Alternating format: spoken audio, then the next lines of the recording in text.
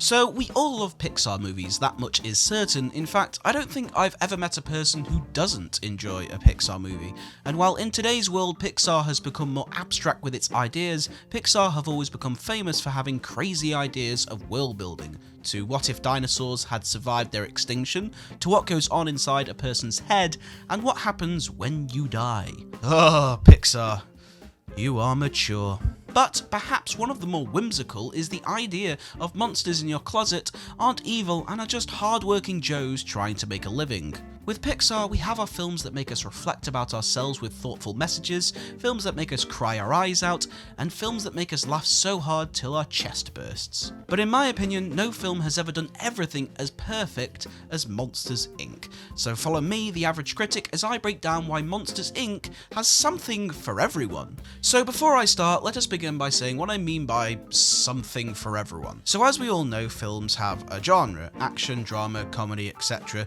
Some films make you cry, some films make you laugh, and some films are just easy action thrill rides. And in the Pixar world, this is no different. Naturally, Up is probably one of the most emotional films ever. The Incredibles gave us an action superhero movie before superhero movies were engraved into our culture, and we got our brilliant slice of comedy in the form of Cars. But back in 2001, Pixar gave us Monsters, Inc., and we were treated to a wonderful mix of everything. This was also the first time John Lasseter wasn't directing and passed the reins onto Pete Docter, and you can clearly see the shift in style as this movie is incredibly different to its previous films. Let's start with the music. Randy Newman was brought back again to do its fourth feature film and does a score which is probably one of its most memorable. The opening of the film starts with a musical overture showcasing nothing but the music, credits, and title. This is very different to the films that came prior to, which all start with mise-en-scène, introducing characters, time, and place. The track is very different in style. The track has a jazz and swing feel, using a lot of brass instruments, making it sound like it's being played by a big-time jazz band straight from the 1940s. The film is also reminiscent of the period of big musical films of Fred Astaire and Ginger Rogers. This is also backed up by having the song If I Didn't Have You sung by the characters at the end of the movie.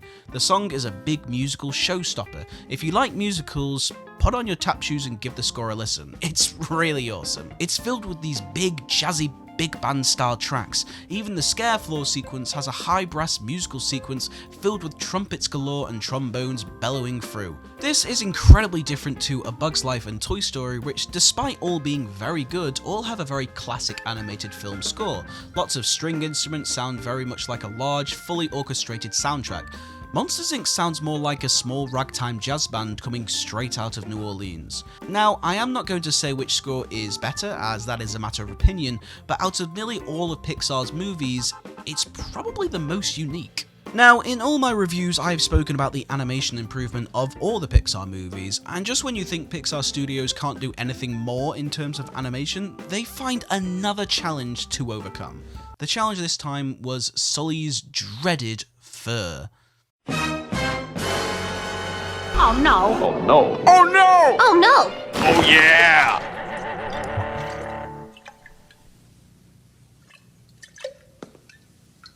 Every individual piece of fur had to be animated. This is where Pixar do something brilliant. They created a new fur simulation program called FITS, short for Physics Tool. This allowed Sully's fur to react in a very natural way, meaning that his fur would respond individually to the situation, whether it was his movement or even the weather environments. Considering he has 2.3 million individual hairs on his body, this is a monumental triumph. This should have won the Academy Award for Best Animated Picture alone. Somehow it lost to Shrek. I don't remember seeing 2.3 million hairs on Donkey. I think I need a hug. Speaking of numbers, it even animated over 1 million doors during the door vault sequence. Sorry Shrek, you're good, but you're not that good. Alright, you're going the right way for a smack bottom. Sorry about it. One thing that makes Monsters, Inc. stand out above all Pixar movies is its humour. Now, all Pixar movies has its fair share of funny moments, but you tend to remember them for more different reasons. For instance, Inside Out for being incredibly abstract, WALL-E for not having much dialogue, and even Toy Story 4 for probably being one of the most controversial Pixar movies of all time. It has everything to slapstick, one-liners, and even clever witty world building. Casting Billy Crystal as Mike Wazowski was a clear intention to make this film more amusing than its predecessors. That's not to say this film doesn't have an emotional impact, that's almost what makes it all the better. Whether it's a comical bit or an emotional beat, the film delivers it perfectly. The comedy doesn't break emotional tone, and the emotional tone isn't overlooked by the comedy. It all wraps together to add more layers to the film. Whenever Mike does say something funny, it doesn't just make you laugh, it adds a dynamic to his character. So when the emotional moment hits, they hit hard and feel earned because the characters are fully dimensional and you care about their actions. Even when Mike and Sully get banished and begin to argue, even though Sully is right and Mike comes across as slightly cruel, you feel for Mike because you understand his struggle and viewpoint from the story. This truly is the heart of its story, the characters. It's not got a massive conceptual idea or even a life lesson message, it's just a great story with great characters. Even Boo, who despite not being able to talk, is her own character. She adds so much character to herself and incredible depth to Sully throughout the narrative.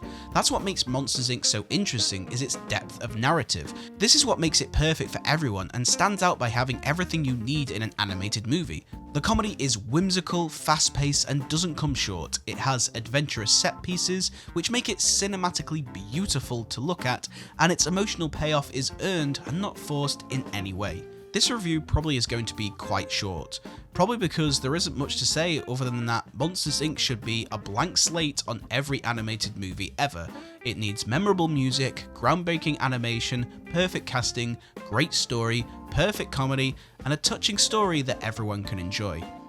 So with all that said and done, I'd be silly not to give this film a perfect 10 out of 10, but it gets my personal rating of 9 out of 10. It only cut short a little because, call me sensitive, I do prefer a more mature and abstract story. Give me a break, I'm a 27-year-old musical theatre graduate. Not quite my tempo. But that doesn't stop me from enjoying this film till the very end. I absolutely adore Monsters Inc., and it should be loved by absolutely everybody.